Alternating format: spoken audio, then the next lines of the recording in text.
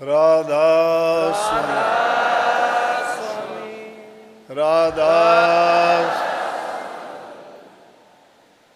राधा स्वामी दयाल की दया, राधा स्वामी सहाय, राधा स्वामी। प्यारी साध संगत जियों, बुजुर्गों, माताओं, बहनों, भाइयों, बच्चों, जितने भी आज गुरु पूर्णिमा के पर्व पर आप सत्संग लाभ के लिए उपस्थित हुए हो,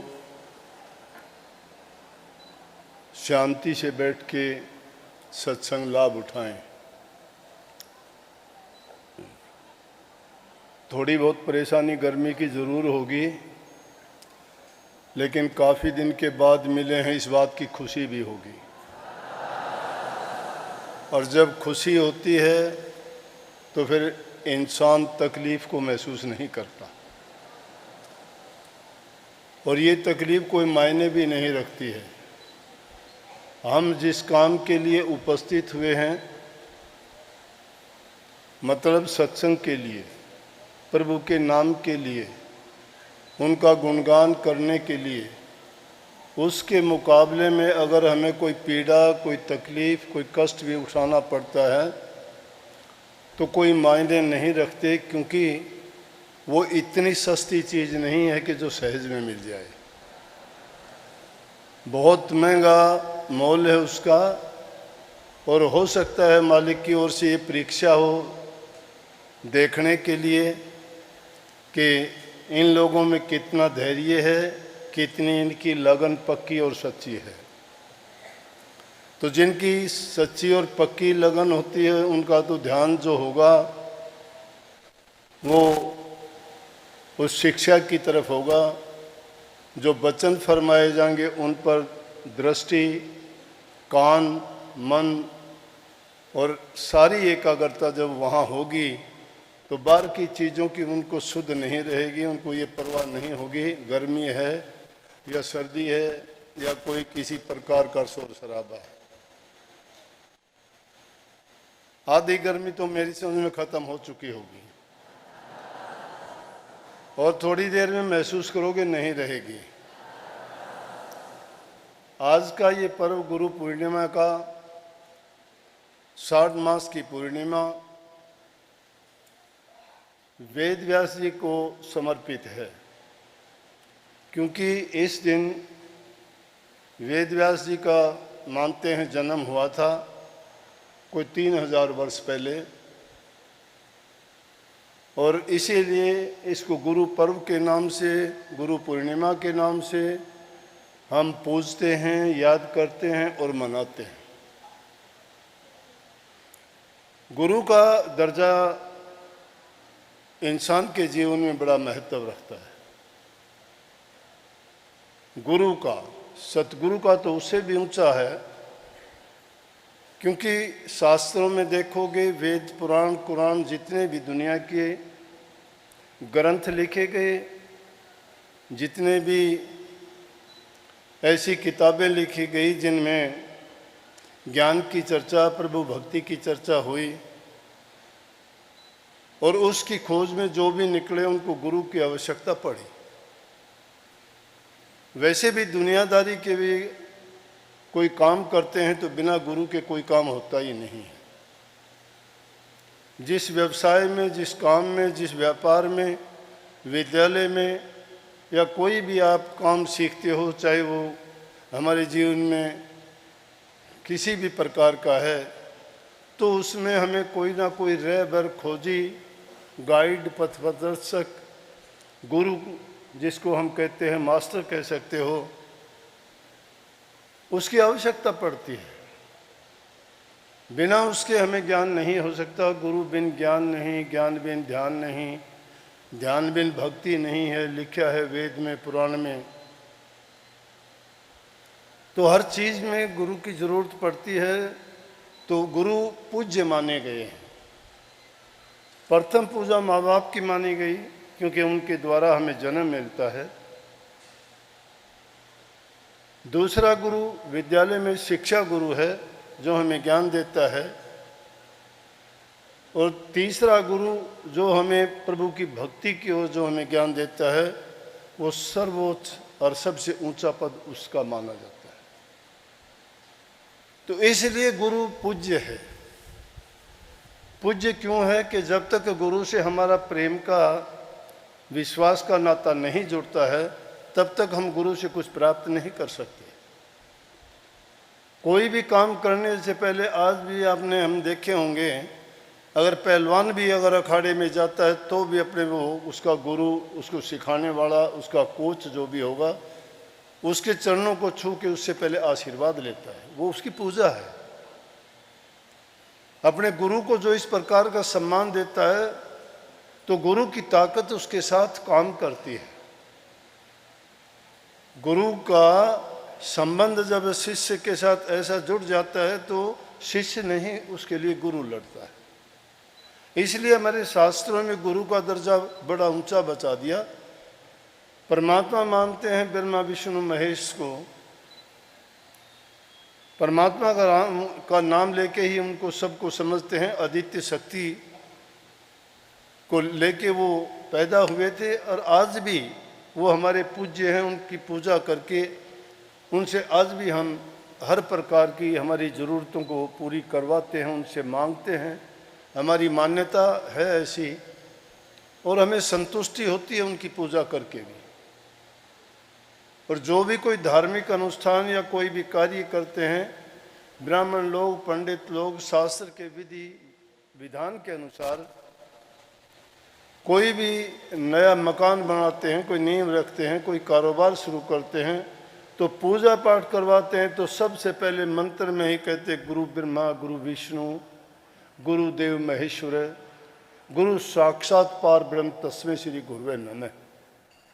गुरु को नमन करने के लिए क्या कहा है कि गुरु ही ब्रह्मा है। जिस रूप में जिसको गुरु मिला है, ये जरूरी नहीं कि ब्रह्मा जी गुरु है, नहीं।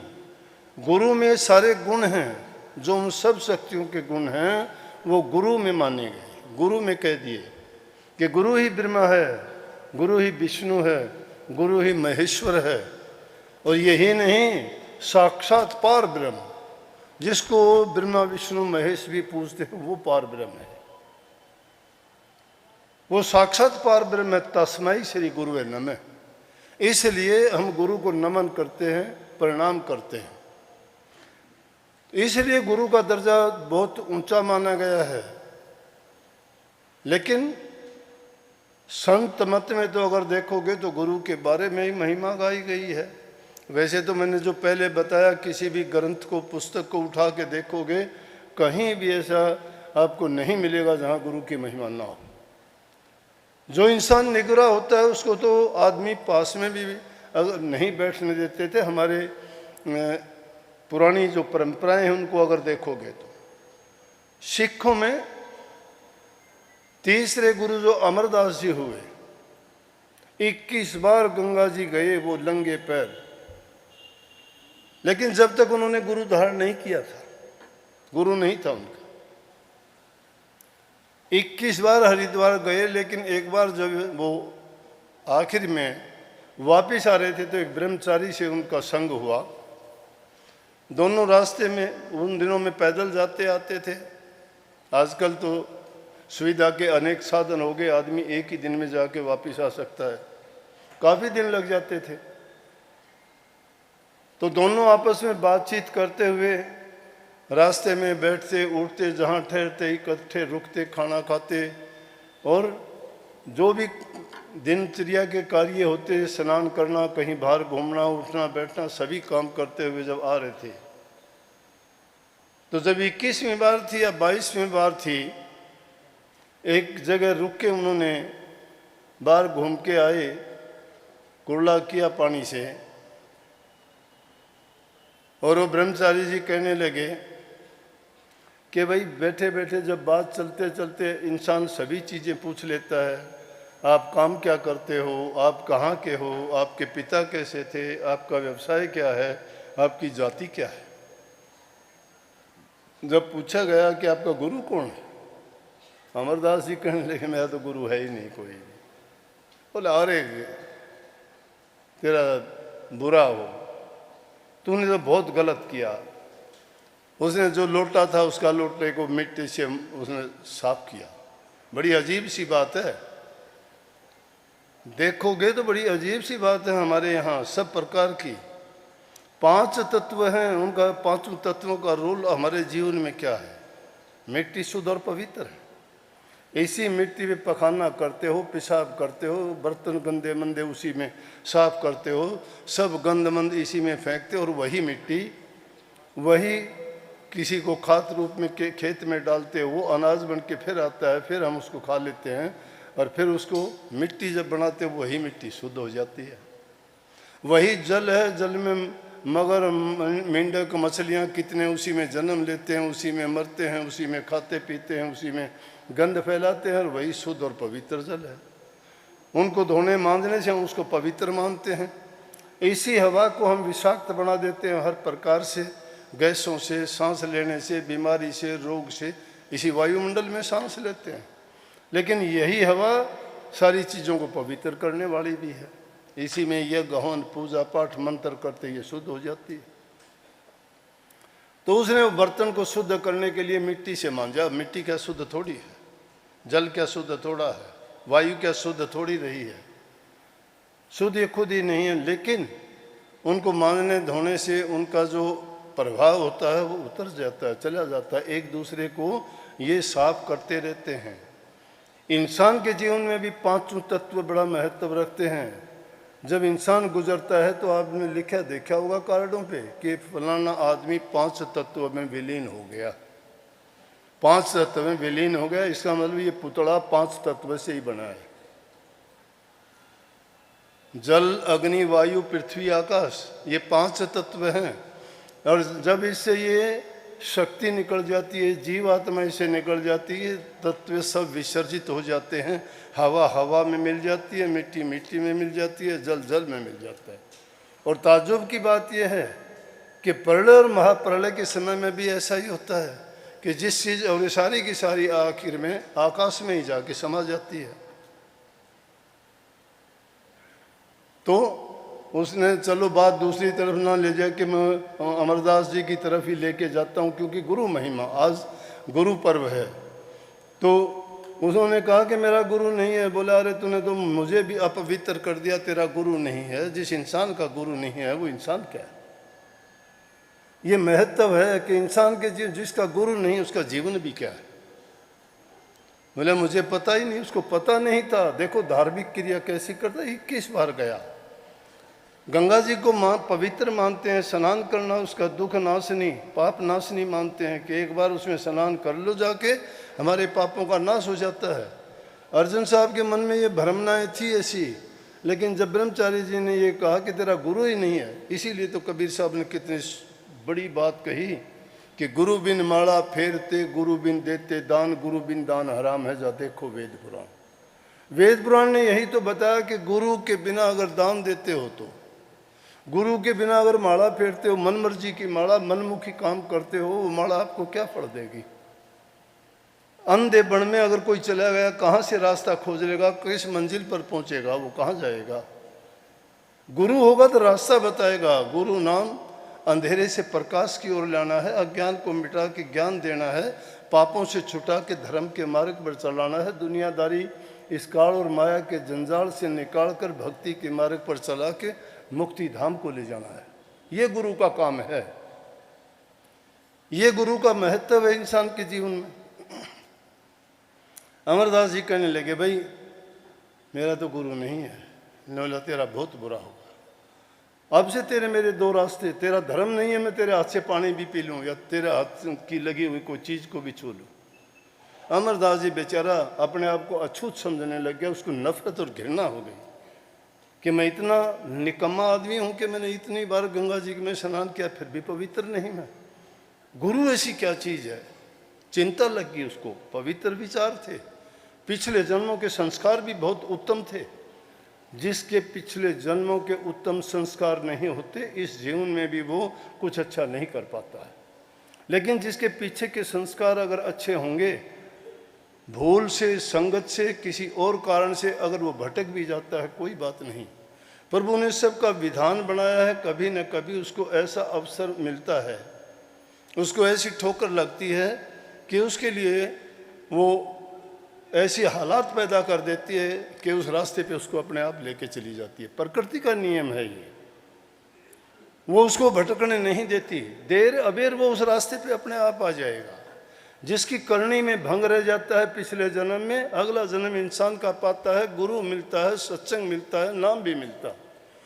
क्योंकि गुरु नाम देता है तो गुरु होना चाहिए, गुरु होना चाहिए शब्द भेदी, जो घर का भेदी होगा, तत्ववेता, त्रिगुण रहित को गुरु कहते हैं। ये गुरु नहीं, ये भिखमंगा गुरु नहीं है, ठग लुटेरे गुरु नहीं है।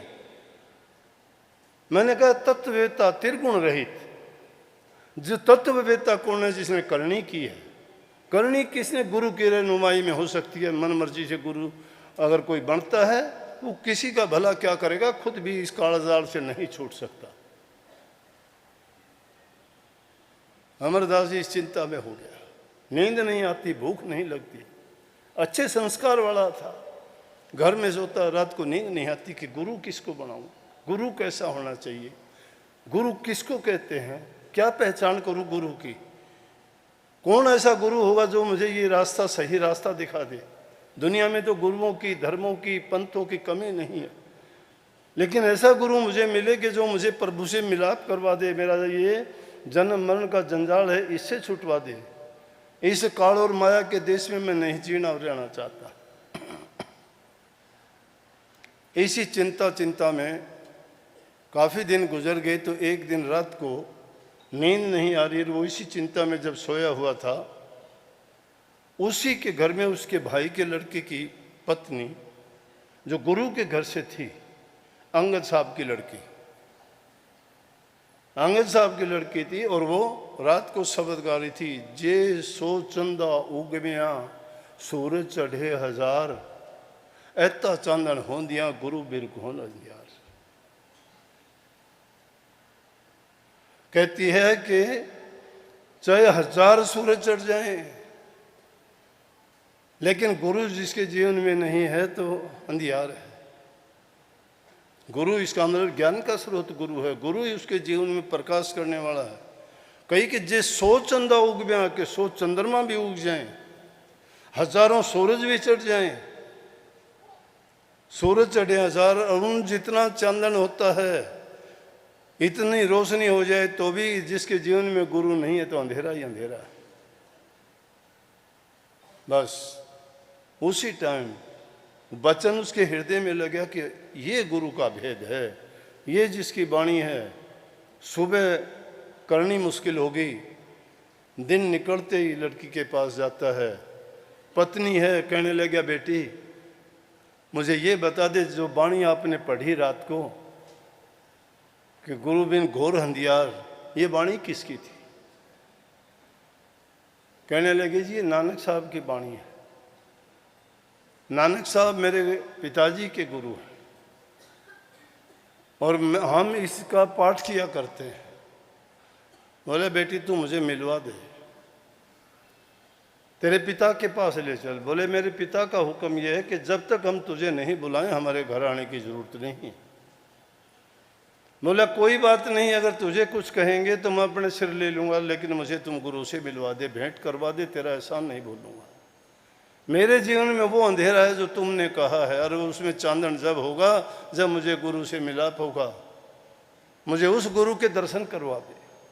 मिन्नत करता है, बहू है मिन्नत करता है, वो गुरु के महत्व को जानते हैं। उम्र में बड़ा, रिश्ते में बड़ा, और कहता है कि बेटी तेरा एहसान मानूंगा, जिंदगी भर तेरा एहसान नहीं भूलूंगा, तो मुझे गुरु से मिलवा दे।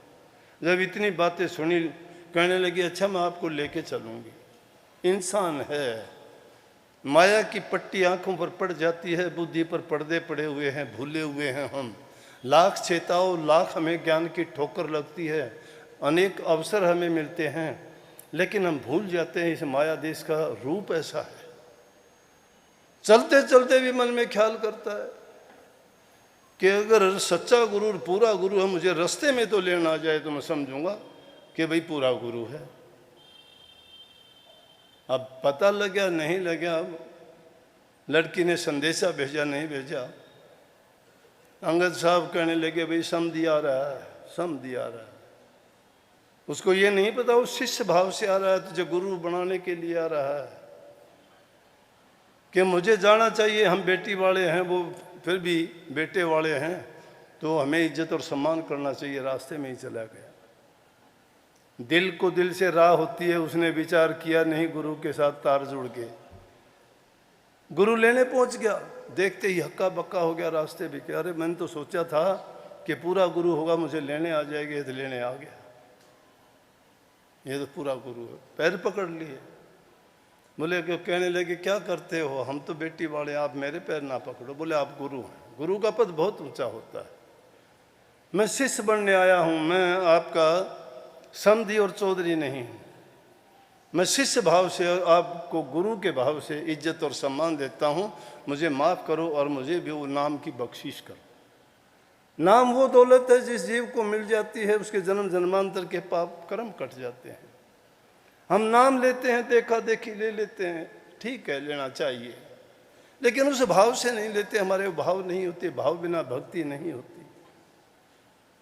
बिना भाव की चीज़ कोई भी हो, जिसका भाव गिर गया उसमें क्या है, कुछ भी नहीं है, कुछ नहीं मिलता। नफ़ा उसमें मिलता जिसका भाव ऊंचा हो।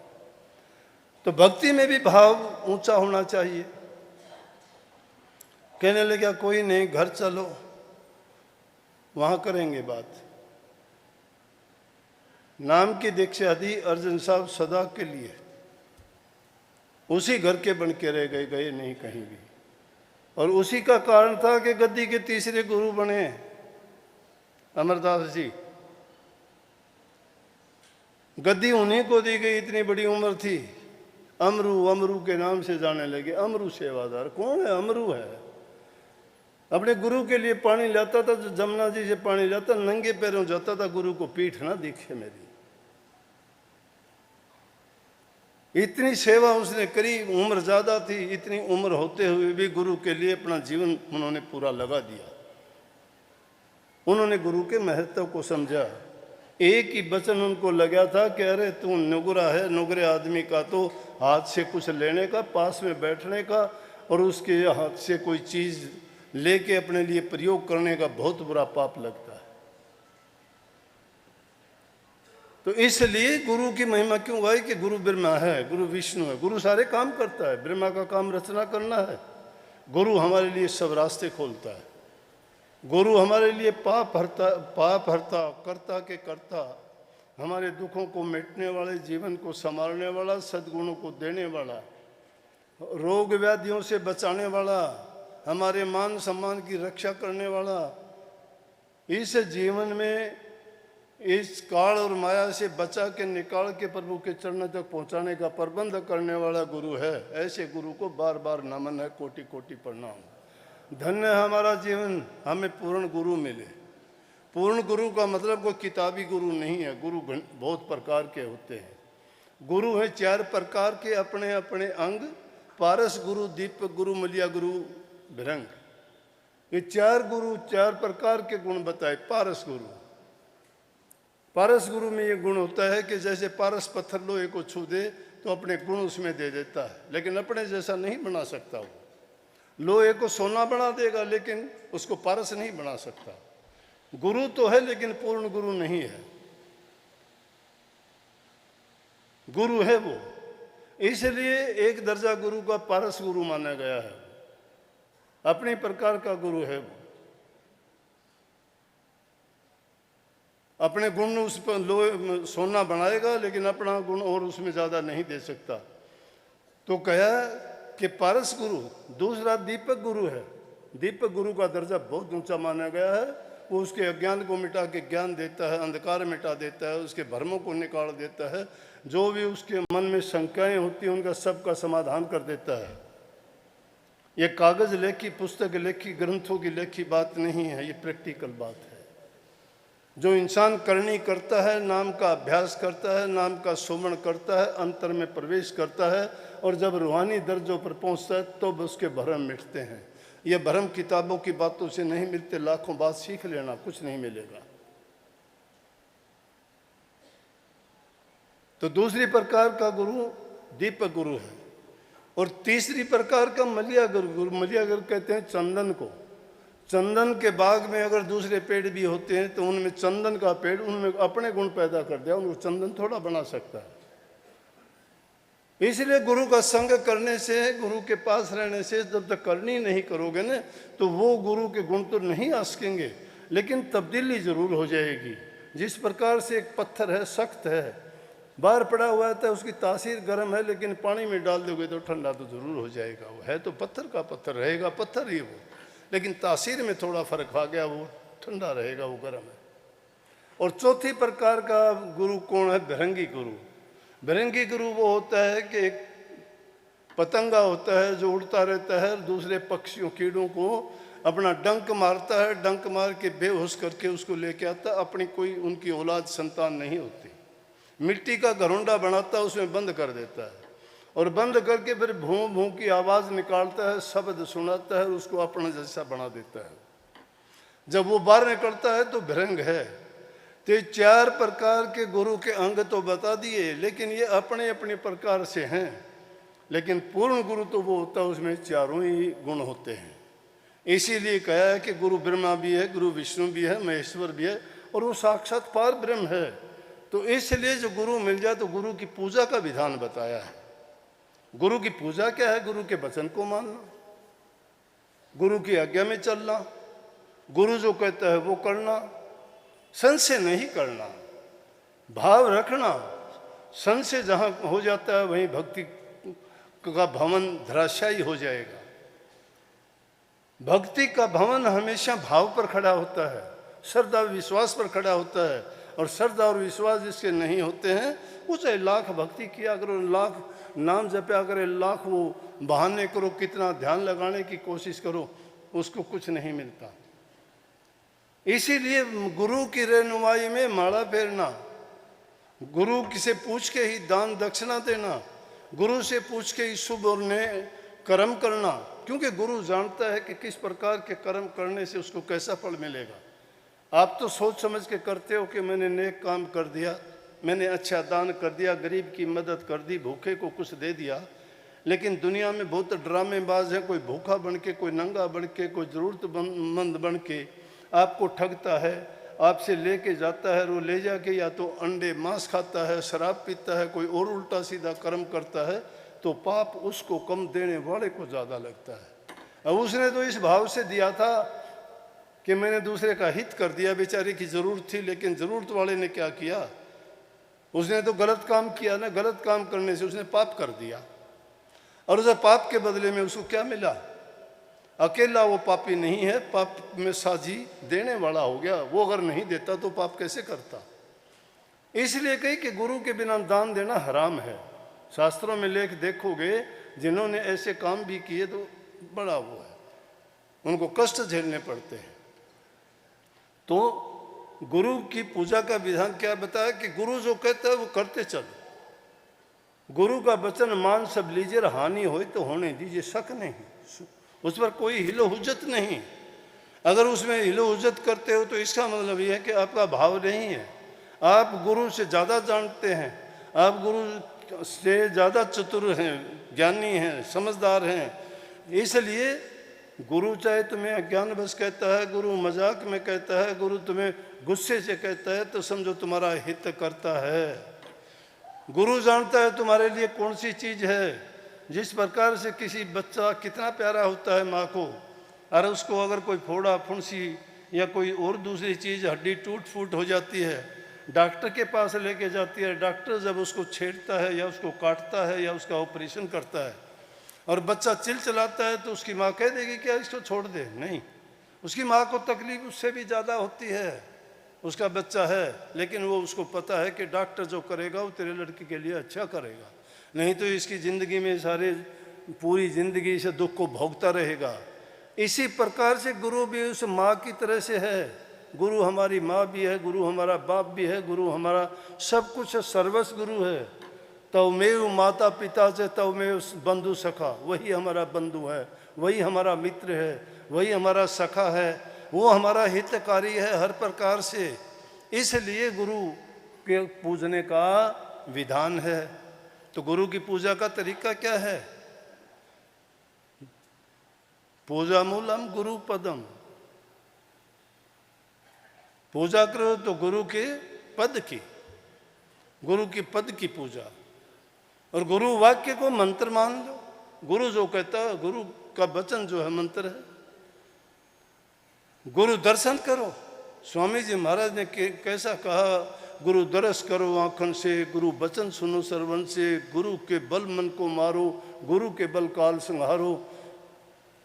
गुरु ही सारे काम करने वाला है। गुरु के बल के बिना मन को नहीं मार सकते, गुरु के बल के बिना आप अपने पाप कर्मों से नहीं बच सकते, गुरु के बल के बिना आप जिंदगी में सुख शांति समृद्धि कुछ भी नहीं पा सकते।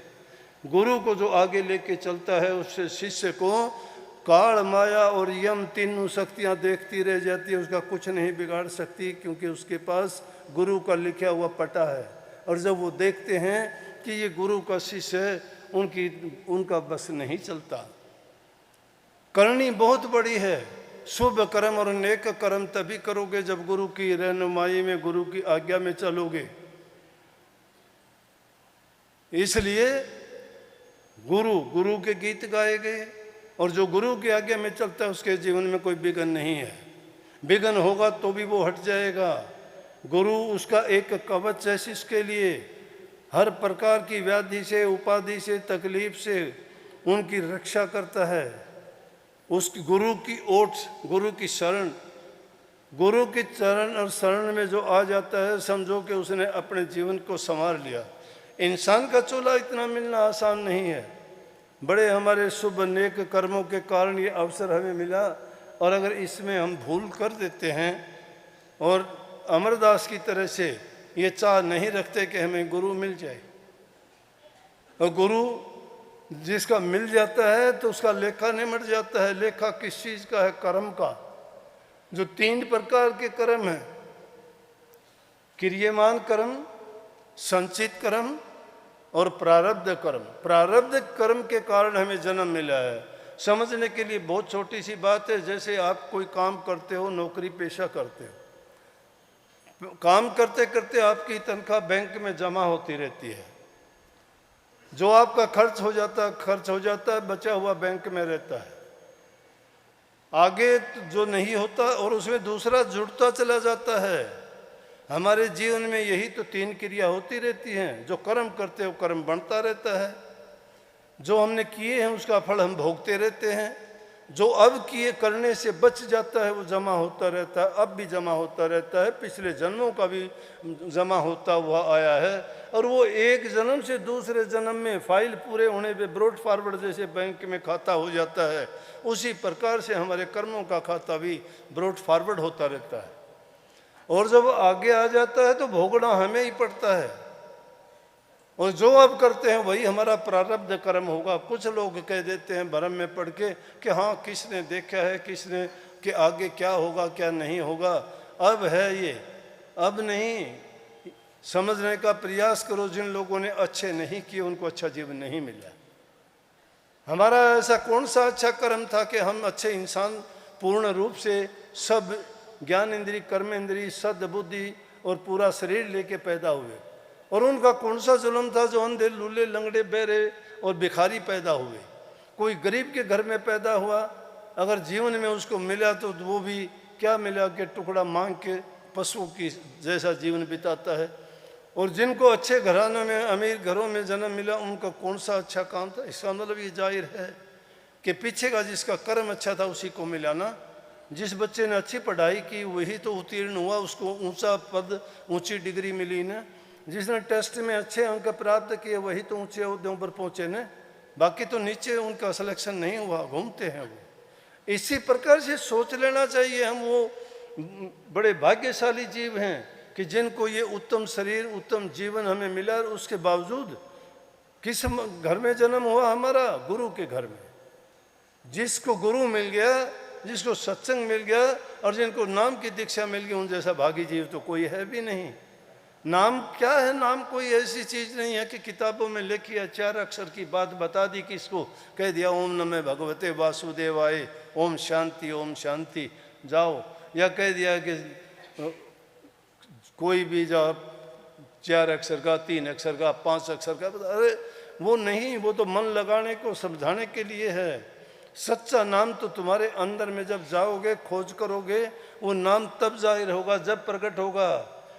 ये एक बार का कवच है, उसके अंदर बहुत छिपी हुई चीज है, उसके लिए गुप्त गली है, गुप्त दरवाज़ा है, और उसमें प्रवेश करने के लिए रास्ता भी उल्टा है। इसलिए मैंने कही थी कि वो इतनी जब गहराइयों में छिपी हुई चीज़ है, उसके लिए ना हमारे पास कोई चाबी है, ना उसका हमारे पास कोई रास्ता है, कैसे उसको हासिल कर लेंगे।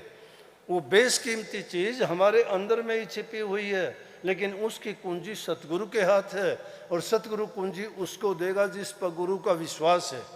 गुरु किस पे विश्वास करेगा? कि जिसने अपने आप को सिद्ध कर दिया है कि उसका भाव और उसकी श्रद्धा और उसका यकीन दृढ़ है, और वो सही रास्ते पे चलेगा, तो उसको सहज में उसकी चाबी सौंप देते हैं, जिसके कारण शिष्य उसे अपने आदि घर में पहुंच जाता है। और वहाँ जाने के बाद में इस जीव को कोई भी दुख नहीं होता। इस संसार में देखते नहीं हो, जितने भी आदमी हैं, चाहे कोई किसी को भी पूछ के देखोगे, सुखी कोई नहीं है। किसी को किसी रूप का दुख है, किसी को रोग शरीर का है, किसी को परिवार का दुख है, किसी को किसी प्रकार की चिंता है, अनेकों चिंता, क्योंकि ज़रूरतें इंसान की बहुत ज़्यादा हैं। ज़रूरतें जब तक पूरी नहीं होती हैं, लालसाएं और इच्छाएं और इसकी तृष्णाएं इसको घेरे रखती हैं, और उन तृष्णाओं के समुद्र में जो जो डुबकी लगाता जाता है, इसकी बेचैनी बढ़ती जाती है। और ये खेल काल और माया का नित्य प्रति जीव के साथ होता रहता है, और ये जीव भटकता हुआ बेचारा किसी से ना कह सकता है, ना बता सकता। लेकिन गुरु की जिसने ओट ले ली, तो ये तो ऐसा हो गया जिसके सिर के ऊपर सा होता है, तो सोचता है मुझे ज़रूरत पड़ेगी तो मेरा काम मैं उससे निकाल लूँगा, उससे पूरा कर लूँगा, क्योंकि मेरी उससे जान पहचान है।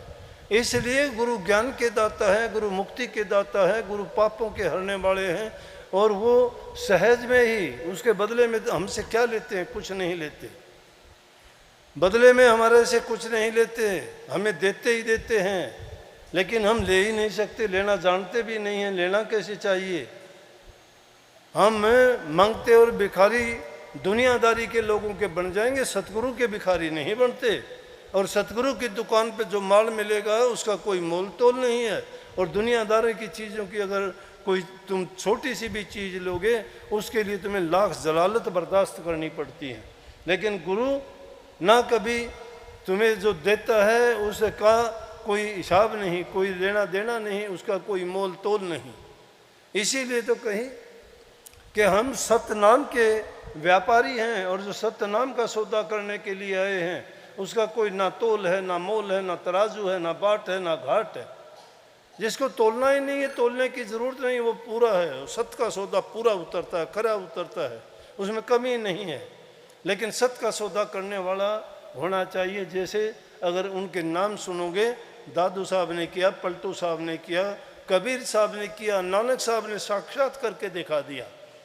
उनके पिताजी ने कुछ पैसे दे के भेजा। दुनिया के कामों में नानक साहब नहीं पढ़ना चाहते थे। उनके पिताजी चाहते थे कि वो दुनियादारी के व्यवसाय में काम में लग जाएं।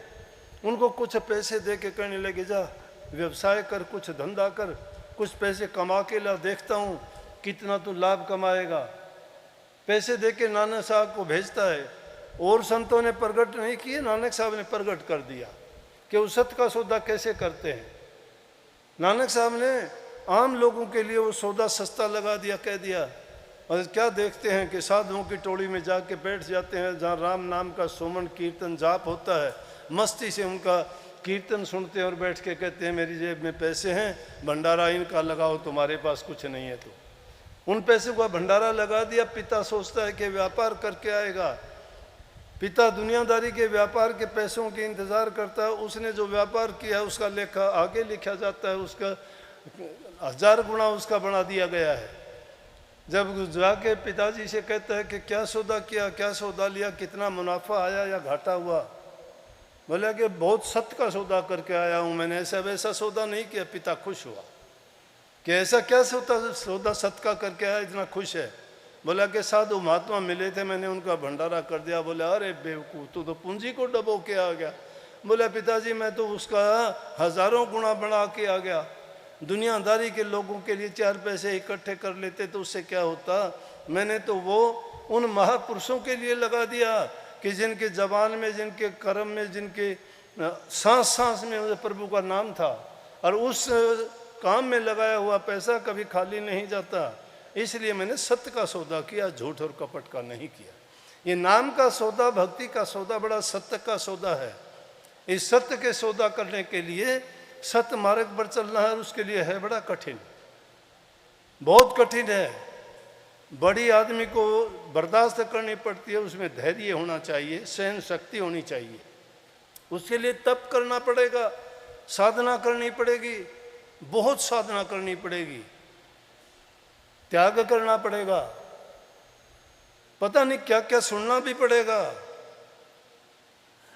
कठिन इसलिए है, जिसके मन में आए कुछ भी बोल देगा, कुछ भी कह देगा। बुल्ले शाह को कह दिया गया, बड़ी मस्ती में बुल्ले शाह ने कह दिया। बुल्ले शाह को कहने लगे तो क्या नोला, इतने ऊंचे घराने का था, नीचे घराने का गुरु बना के खुश होया फिरता है कि मैंने गुरु बना लिया, गुरु बना लिया। बुल्ले शाह कहता है, जब दुनियादारी के लोग हंसते हैं और उसको कहते हैं ना, कुछ कुछ ताने मीने देते हैं, घबराता नहीं वो। उसको पता है मैंने सत्य की रास्ता पकड़ा है। वो जानता है कि मैंने अपने रूह के लिए काम किया, मैंने शरीर के लिए नहीं किया। हम भी सब दुनियादारी में जितने कर्म करते हैं, इस शरीर के लिए बहुत करते हैं। सुंदर कपड़ों से सजाते हैं, अच्छा भोजन खा पी के बड़े मस्त और खुश होते हैं, और दूसरी चीज़ें जो भी हमें अच्छी लगती हैं, इंद्रिय भोग और सुख जो हमें चाहते हैं वो करते हैं। उनको पाके हम सोचते बहुत अच्छा किया हमने, हमें बहुत कुछ मिल गया। लेकिन ये नहीं जानते कि हमने जो किया वो कुछ भी नहीं किया। हमने जो किया है उसमें वो आनंद और वो सुख नहीं है। जो इस रूह के लिए काम नहीं किया जाता वो कुछ भी नहीं किया इंसान के चोले में आके। इसलिए इसको रूहानी ज्ञान कहते हैं, इसलिए इसको रूहानियत कहते हैं। जिसने अपनी रूह के लिए, आत्मा के लिए काम किया। रूह के लिए कौन सी?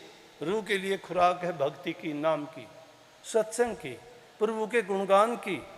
और वो जो करता है उसको ये इंद्रिय भोग, दुनियादारी के पदार्थ और ये संसार झूठा लगेगा। जब ये कहते झूठा है संसार सारा, किससे क्या लेना, झूठा है ये दुनियादारी झूठी क्यों है कि सत्य का सौदा ही नहीं है। यहाँ तो सब झूठ और कपट के साथ बरतते हैं। झूठे कहते हैं मैं तेरे से प्यार करता हूँ, कोई प्यार नहीं करता। थोड़े दिन में बिछड़न होता, वो मर जाता है, वो ठोकरें खाता फिरता है। प्यार करता तो साथ जाता, कहाँ है प्यार? मोह करते हैं, मोह करते हैं, शरीर से करते हैं। शरीर गया तो गया, अपना शरीर रख लिया। प्यार करते, प्यार करने वाले कैसे रुक जाते? प्यार तो अपने साथ लेके जाता, जो कुछ होता उसको समेट लेता अपने साथ। प्यार तो सिर्फ प्रभु से हो सकता है, नाम से हो सकता है। शादी सिर्फ उससे करो, वो सुहागन नार है जिसने उसे परमात्मा से शादी की है। ये दुनियादारी की मीरा बाई कहती है, ऐसे बर का क्या बरूं जाम में और मर जा, बर बरूंगी सांवरिया का चुड़ला अमर हो जा। ये दुनियादारी के पति बना के हमें क्या लेना है? ये तो सिर्फ भाड़े के हैं, छोड़ देंगे, साथ छोड़ देंगे। सुख और आराम के हैं ये सारे। हमारा मतलब इनसे हल नहीं होता। कितने लोगों को देते हैं, गालियाँ खाते फिरते हैं, रोटी नहीं मिलती, घर छूट जाता है, अनाथालय में जाते हैं, वृद्धाश्रम में पटक देते हैं, बीमारी रोग से घेर लेते हैं, टुकड़ा मांग के खाते हैं। कहाँ गया? कहाँ? ना कोई उनको इज्जत है, ना कोई प्यार है। जिनके लिए पाप कर्म किए, सब कुछ झूठ कपट किया, उन लोगों ने साथ क्यों छोड़ दिया? अपने होते तो नहीं छोड़ते, अपने नहीं है। हमारा कौन है? हमारा सतगुरु है, वो नहीं छोड़ता साथ। ये सतगुरु देह का सतगुरु नहीं, सतगुरु अंदर में बैठा है। अंदर वाला सतगुरु जब प्राप्त कर लोगे, वो नाम के रास्ते से ही प्राप्त होगा। ये शरीर की 9 गलियां छोड़ के 10वीं गली में जब प्रवेश करोगे, अंदर में जब उल्टी चढ़ाई करोगे और उसे नाम का सुमरण करते करते जब उन दर्जों में से गुजरोगे, तब आपको वो सच्चाई हासिल होगी, तब पता लगेगा। लेकिन ये भी कोई कम नहीं है। बहुत ऊंची बात मानता हूँ मैं आपकी ये भी, कि जब इंसान बुराई, बार की बुराइयां त्याग देता है, बहुत ऊंची बात है ये। यही त्याग जब कर देता है तो समझो कि आधा काम, आधी मंजिल उसकी पूरी हो चुकी है। अगर किसी कारणवश से आगे वो कुछ नहीं भी कर पाता है तो उनको चिंता करने की ज़रूरत नहीं। आगे भी उसने अपना अच्छा कर लिया है कि जन्म तो इंसान का ही मिलेगा। गुरु का भी उसको जरूर संग मिलेगा, नाम मिलेगा, आगे भी करनी करवाएंगे। सतगुरु का दिया हुआ नाम या बीज कभी नाश नहीं होता, चाहे जन्म कितने भी लेने पड़ जाओ, उस जीव का कल्याण तो होके ही रहेगा। खुशी की बात ये, जिसको नाम मिल गया उसको जन्म कितने भी लग सकते हैं। स्वामी जी महाराज ने तो सार वचन में लिखा है कि एक जन्म गुरु भक्ति कर, जन्म दूसरे नाम, तीसरे में मुक्ति पदर, चौथे में निज धाम। लेकिन ये गलत बात है, 4 जन्म नहीं बताए, वो 4 जन्म इसी जीवन में हैं हमारे। एक जन्म गुरु भक्ति करने का मतलब पहला काम गुरु भक्ति को दृढ़ के करो। गुरु भक्ति, एक जन्म गुरु भक्ति, गुरु भक्ति जब पक्की हो जाए। गुरु भक्ति क्या है? गुरु के वचन को मानना, उनकी आज्ञा में चलना, उनको पूरी इज्जत सम्मान देना, और जो जो गुरु कहता है उसके अनुसार काम करते चलना, ये एक जन्म गुरु भक्ति है। गुरु भक्ति जब पूरी हो जाएगी तो जन्म दूसरे नाम, जब ये पूरी हो जाती है तो नाम में वृत्ति उसकी अपने आप टिकनी शुरू हो जाएगी। दूसरा दर्जा उसका होगा कि जन्म दूसरे नाम, तीसरे में मुक्ति पद है। उन रूहानी मंजिलों में जब पहुंच जाएगा तो दुनियादारी की चीज़ें उसको निक्की फिक्की लगनी शुरू हो जाएंगे और अंदर का आनंद आना शुरू हो जाएगा। और चौथी में मुक्ति धाम होता है, सब चीज़ों से बरी हो जाना, छूट जाना। उसको फिर कुछ नहीं चाहिए, चाह गई चिंता मिटी, मनवा बेपरवाह, जिनको कुछ न चाहिए वो चाहन के शाह। वो शहंशाहों के शहंशाह बन जाते हैं। फिर जिसकी किसी चीज़ की जरूरत नहीं है वो क्या मांगेगा, क्यों गिड़गिड़ाएगा किसी के सामने? परमात्मा से फालतू और चीज़ क्या है जिसको सब कुछ मिल गया?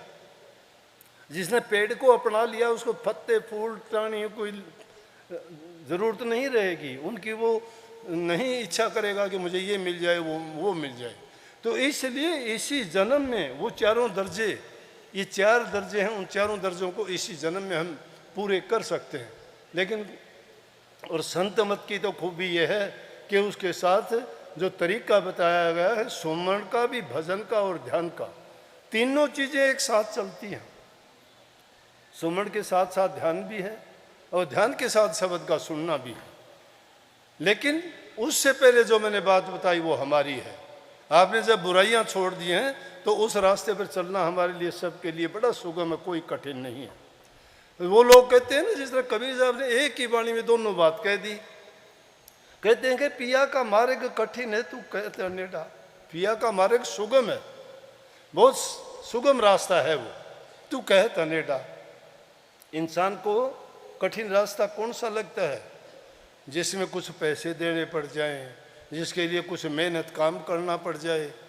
लेकिन ये कबीर साहब के सुगम है, ना कुछ पैसे देने, ना कोई काम करना, ना कोई उसके बदले में देना, सिर्फ अपने काम करते रहो और काम करते करते प्रभु के नाम का सुमरण करते रहो, भक्ति करते रहो। किया उन्होंने, करके दिखाया।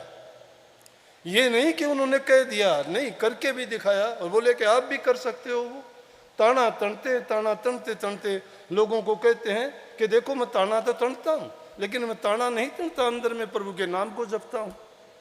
और गाता जाता साथ में, हम तो राम भजांगे राम, ताना भाई कौन तनेगा जी।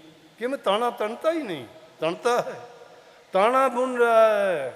कहता है कि मैं राम भजता हूँ, कौन कहता है ताना तनता हूँ? शरीर से काम करते हो, मन की वृत्ति वहाँ लगाते हो, ये है। जब मन की वृत्ति वहाँ टिक जाती है, काम करना को, तो दुनियादारी के लोग जो बाहरी चीज़ है उसको समझते हैं कि मेरा कुछ देना लेना पड़ गया, ये मैं कैसे प्राप्त करूं। वस्तुओं के दाम हैं, उनके भाव हैं, लेकिन प्रभु के नाम में कुछ नहीं देना पड़ता, मन लगाना पड़ता है। और मन के लगाए पिया पावे जी, कोई इस विध मन को लगावे। वो मन के लगाने से वो पिया मिल जाएगा, लेकिन मन को लगाने का तरीका है। वो तरीका किस प्रकार का है कि जैसे ये अपनी माई बाई पानी भरने को जाती हैं, सिर पर घड़ा रखती है, घड़े पे एक घड़ा और भी रख लेती है, पानी के भरे होते हैं, दोनों हाथ भी छोड़ देती हैं, साथ में सखियां होती हैं, उनसे बात भी करती हैं, गर्दन हिलती डुलती रहती है, घड़ा नहीं गिरता। क्यों नहीं गिरता? मन सखियों में लगा हुआ है, बातों में लगा हुआ है, लेकिन वृत्ति घड़े में लगी हुई है। वृत्ति घड़े में लगी। इसी प्रकार से संतों ने कहा है कि ध्यान करना भी ऐसा ही है। दुनियादारी के काम करते रहो, किसी का दुख दिल ना दुखाओ, किसी का अहित बुराई ना करो, और अच्छा करते करते अपनी वृत्ति को वहीं ठहराओ। काम करते रहो दुनियादारी के। हमने किताब लिखी है, उस किताब में पढ़ लेना कि हाथ कारवल मन यारवल, मन को यारवल लगाओ। यार हमारा प्रभु है, परमात्मा है, गुरु है, हमारा इष्ट है। हमारा काम तो शरीर और हाथ तो काम की तरफ होने चाहिए, हाथों से काम करो, लेकिन मन से प्रभु के नाम का सुमरण करो, जाप करो। सुमरण करना ही बड़ी ऊंची चीज है। नाम की कमाई यही है कि जब नाम का सुमरण भी तुम पक्का कर लोगे तो आगे तो रास्ता साफ है, कोई रुकावट नहीं। लेकिन सुमरण करना ही बड़ा कठिन है। मन को आदत पड़ी हुई है, युग युगांतर से बिगड़ा हुआ है, ये रास्ते पे नहीं आता। चल नाम को लगाना चाहते हैं सुमरण में, ये भागता रहता है दुनियादारी की चीज़ों में, ऐसी ऐसी चीज़ पुरानी पुरानी निकाल के लाता है जो कभी पता नहीं कितनी साल पुरानी थी। एकांत में बैठ के फिर सोचते हैं कि देखो किस काम के लिए बैठा था, ये काम क्या करता है। तो इसलिए इस मन की आदत को कोई हरिजन सूर जो गुरु की शरण में पक्का और दृढ़ करके लगता है, वही इससे मन से जीत सकता है। नहीं मन का जीतना बड़ा कठिन, इसलिए इसी के पीछे पड़ो। बड़ा कठिन है इस मन का जीतना, इसलिए इसके पीछे पड़ के और बार बार इसको घेर फेर के मोड़ तोड़ के गुरु के चरण में लगाओ, गुरु के वचन की आज्ञा का पालन करो। धीरे धीरे करके ये अपने आप समझ जाएगा। जब गंदी आदत पड़ी तो धीरे धीरे करके इसको पढ़िए, एक दिन में नहीं सीखा ये। लेकिन इसी प्रकार से अगर धीरे धीरे करके हम सोच और इसको घेर फेर के लाएंगे तो ज़रूर एक ना एक दिन ये ठिकाने पे आ जाएगा और मंजिल की ओर अपने आप चलना शुरू हो जाएगा। ये ना सोचो मैं नहीं कर सकता। घरों में सबसे पहली ज़रूरत की चीज़ है इंसान अपने आप में पाक साफ और पवित्र बने। चरित्र ऊंचा होना चाहिए इंसान का। घर परिवार में बड़े छोटे की इज्जत कदर करो, जबान से मीठे बोलो, किसी का दिल ना दुखाओ, बड़ों का इज्जत सम्मान दो, जरूरतमंद की मदद करो, भूखे गरीब को जो मदद कर सकते हो करो। एक दुखी मन का आदमी की अगर तुम मदद करते हो, वो खुश होकर तुम्हें आशीर्वाद देगा, अच्छे वचन बोलेगा, मीठी बात जो कहेगा, वो तुम्हारे लिए मैं एक अमृत का काम करेगा। इसलिए बूढ़े बुजुर्ग माँ बाप की सास ससुर का दिल दुखाते हो तुम कभी सुख नहीं पाओगे, कभी सुख नहीं पाओगे। मेरे से लिखवा के ले लो। किसी देवता की पूजा ना करो, किसी मंदिर में ना जाओ, किसी गुरु को कोई दान दक्षिणा ना दो। अपने सास ससुर और माँ बाप और बुजुर्ग की जो सेवा करता है उसके सब देवताओं की पूजा उसी में आ जाती है। सब देवताओं की पूजा उसी में है, वो भगवान के रूप हैं। उनसे मीठा बोलो, अच्छी तरह व्यवहार करो, उनका खान पान का ध्यान रखो। समझो तुमने प्रभु को, परमात्मा उन्हीं के दिल में रहता है, वो देखता रहता है, हर एक का लेखा जोखा लिखता रहता है। कागज कलम नहीं है, उसके पास अनरिटन शब्द हैं, बिना लिखे हैं, उसको याद है, तुम्हें दिखाई नहीं देते। इसलिए वो लेखा पाई पाई का, राज नहीं पोपो भाई का। कर्म करोगे कर्म भोगना पड़ेगा, इसलिए अच्छे कर्म बनाओ, बुरे कर्म ना बनाओ। नेक कर्म करते जाओगे तभी तो आप प्रभु की भक्ति के रास्ते पर भी चलने लायक बनोगे। नहीं तो जो आदमी नेकी के काम नहीं करता भक्ति के पास भी नहीं फटक पाता, और जो भले काम करता है उसका जो है कोई कुछ नहीं बिगाड़ सकता। रहीमन उत्तम प्रकृति का, करी क्या सकत भुजंग, चंदन विश्वापत नहीं लिपटे रहते भुजंग। रहीमन उत्तम प्रकृति का, करी क्या सकत कुसंग। उत्तम प्रकृति वालों का कुसंग क्या बिगाड़ सकता है। जिस प्रकार से चंदन के पेड़ के चारों ओर सर्प लिपटे रहते हैं, उसकी खुशबू के मारे डंक मारते रहते हैं, लेकिन चंदन में विष नहीं चढ़ता, उसमें वही की वही अपनी खुशबू होती है। जो उत्तम प्रकृति के होते हैं वो बुरी संगति में भी उत्तम ही रहते हैं, उनको बुरा करना भी नहीं चाहिए। अपने कर्म सुधारो, जन्म सुधारो और गुरु भक्ति को मुख्य रख के अपने काम करो। मालिक आपको सबको सुख शांति समृद्धि खुशहाली देगा। हमने गुरु से ये पाया है, गुरु ने सब कुछ बख्शा है, कोई कमी नहीं रखी। गुरु ने जब नाम दे दिया सब कुछ दे दिया। इसलिए मैं तो मानता हूँ गुरु मित्र सखा बाप माँ बहन भाई सब कुछ हमारा हितकारी, हर प्रकार से हमारा रक्षक, हमारे पापों को हरने वाला, गुरु से बढ़ के दुनिया में और कोई नहीं है, गुरु ही गुरु है, परमात्मा भी नहीं है। परमात्मा से पहले सब कुछ हम गुरु ही गुरु है। परमात्मा भी तभी मिलेगा जब गुरु मिलेगा, बिना गुरु के परमात्मा नहीं है। सहजोबाई ने बहुत कहा इसमें, राजस्थान में हुई है, बोली हरि तजूं पर गुरु ना बिसारूं, कि मैं परमात्मा को छोड़ दूंगी, गुरु को नहीं छोड़ सकती। हरि गुरु के समान हरि को ना ही निहारूं, मैं गुरु के समान परमात्मा को भी नहीं मानती। क्यों नहीं मानती? हरि ने 5 चोर दिए साथा, हरि ने तो 5 चोर साथ भेजे थे। सतगुरु ने छुटा ली समझ अनाथा, सतगुरु की शरण में गई, अनाथ समझ के सतगुरु ने छुटा ली। गुरु ने प्रगट होके बता दिया, लेकिन परमात्मा ने तो ये काम करके हमें भेज के ये काल और माया के हाथ में हमारी रस्सी पकड़ा दी और आप छिप के बैठ गए, आप दिखाई भी नहीं देता। बोले हरि ने अपना आपा छिपाया, लेकिन सतगुरु ने दे दीपक दर्शाया। इसलिए गुरु हमारे पूज्य हैं, गुरु ही गोविंद से बड़े हैं। जो गुरु गोविंद से बड़े हैं तो गुरु को ही सब कुछ मानो जानो। और ये इस गुरु के विधान के नाम का आज का सत्संग, तो आगे आगे अब सत्संगों के कार्यक्रम जैसे जैसे टाइम मालिक की दया होगी ठीक होते जाएंगे, चलते जाएंगे। कोई कष्ट नहीं हुआ होगा, अब तो गर्मी नहीं लगी होगी, ठंडी हवा आई कि नहीं?